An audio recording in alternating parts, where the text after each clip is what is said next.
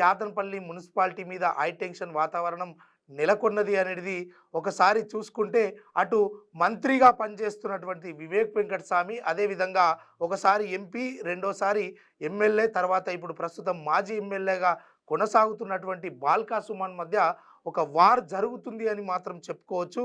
ఎందుకంటే ఇది అటున్నటువంటి బీఆర్ఎస్ కార్యకర్తలు, అదేవిధంగా కాంగ్రెస్ కార్యకర్తల మధ్య తోపులాట విషయంలో కావచ్చు, ప్రజలను ఇబ్బందికరానికి గురి చేస్తున్నటువంటి అక్కడ ఒక రణరంగం సృష్టిస్తున్నారనే చెప్పుకోవచ్చు. దీనివల్ల ఒక్క మున్సిపల్ చైర్పర్సన్ కోసం ఇంత ఆరాట పడుతుందా కాంగ్రెస్ పార్టీ? నిజంగా ఆ మున్సిపల్ చైర్పర్సన్ పదవి రాకపోతే ఏమన్నా కాంగ్రెస్ ప్రభుత్వం కూలిపోతుందా? లేకపోతే బీఆర్ఎస్ పార్టీ ఈ పదవి ఏమైనా దక్కించుకుంటే ప్రభుత్వం ఏమన్నా అధికారంలోకి వస్తుందా అనేది కూడా విశ్లేషకులు మాట్లాడుతున్నటువంటి అంశం.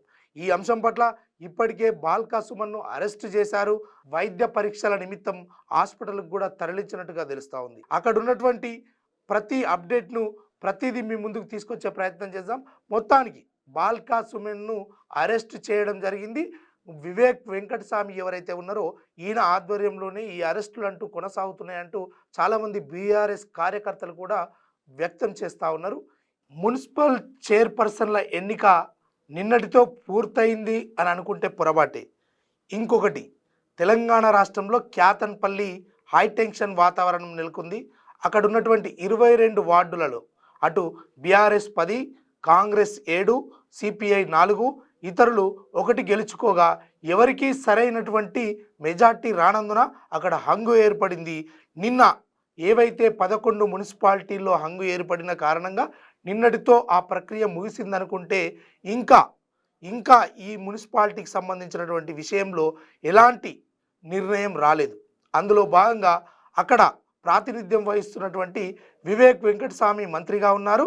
అదే ఆ చెన్నూరు నియోజకవర్గంలోని క్యాతన్పల్లి మున్సిపాలిటీకి అక్కడ వివేక్ వెంకటస్వామి గారు చాలా విశ్వ ప్రయత్నాలుగా చేస్తున్నట్టు, అదేవిధంగా కాంగ్రెస్ ఖాతాలో ఈ మున్సిపాలిటీని వేసుకునే దిశగా తను అడుగులు ఎడుతున్నట్టు సమాచారం అందుతుంది. అయినప్పటికీ మాజీ ఎమ్మెల్యేగా కొనసాగుతున్నటువంటి అక్కడ ఎవరైతే బాల్కా సుమన్ ఉన్నారో తన బీఆర్ఎస్ అభ్యర్థులకు 10 మంది ఉన్నారు, అటు కాంగ్రెస్కు 7 ఉన్నారు, అదేవిధంగా సిపిఐకి 4 ఉన్నారు, ఇతరులు 1గా ఉన్నారు. కాబట్టి మెజార్టీ పక్షం మేమే అయినందుకు మాకే 100% ఈ సీటు కావాలి, ఈ మున్సిపల్ చైర్పర్సన్ పదవి కావాలి అని అటు పట్టుకొని కూర్చున్నట్టుగా బాల్కా సుమన్ తెలుస్తూ ఉంది. కానీ ఎక్స్ అఫీషియో ఓటు వేసుకొనైనా దీన్ని ఎట్టి పరిస్థితుల్లో చేజిక్కించుకోవాలని అటు వివేక్ వెంకటస్వామి ఎదురు చూస్తున్నట్టుగా అక్కడ లాఠీ చార్జీ అయితే జరుగుతూ ఉన్నట్టుగా, అదేవిధంగా అక్కడ ఉన్నటువంటి ప్రస్తుత పరిస్థితుల్లో మొత్తానికి కీలకంగా మారింది క్యాతన్పల్లి మున్సిపాలిటీ. ఈ విషయం పట్ల చాలామంది అటు కాంగ్రెస్ కావచ్చు, ఇటు బీఆర్ఎస్ కార్యకర్తలు కావచ్చు, అటు కాంగ్రెస్ కార్యకర్తలు బీఆర్ఎస్ కార్యకర్తల మధ్య తోపులాట జరుగుతూ ఉంది. అందులో భాగంగానే అక్కడ ఉన్నటువంటి పోలీస్ బందోబస్తు వీళ్ళందరూ కూడా చెల్లాచెదరం చేసే ప్రయత్నం చేసినప్పటికీ ఇంకా అక్కడ మిస్టరీ వీడలేదు. అందులో భాగంగానే మాజీ ఎమ్మెల్యే బాల్కా సుమన్ను అరెస్టు చేసినట్టుగా తెలుస్తూ ఉంది. ఇప్పుడే పోలీసులు వాళ్ళ అధీనంలోకి బాల్కా సుమన్ను తీసుకున్నట్టుగా అక్కడ ఉన్నటువంటి వివేక్ మీద పలు విమర్శలకు తావిస్తూ ఉంది. ఇదంతా వివేక్ గారే కావాలని చేస్తూ ఉన్నారు అని చెప్పేసి బీఆర్ఎస్ కార్యకర్తలు మాట్లాడుతున్నప్పటికీ ఇంకా నిర్ణయం వెలువడలేదు. అసలు ఎన్ని రోజులు ఈ ఎన్నిక ప్రక్రియ కొనసాగుతుందో అనేది రాష్ట్రం మొత్తం ఇప్పుడు క్యాతన్పల్లి మున్సిపాలిటీ వైపే చూస్తూ ఉన్నది.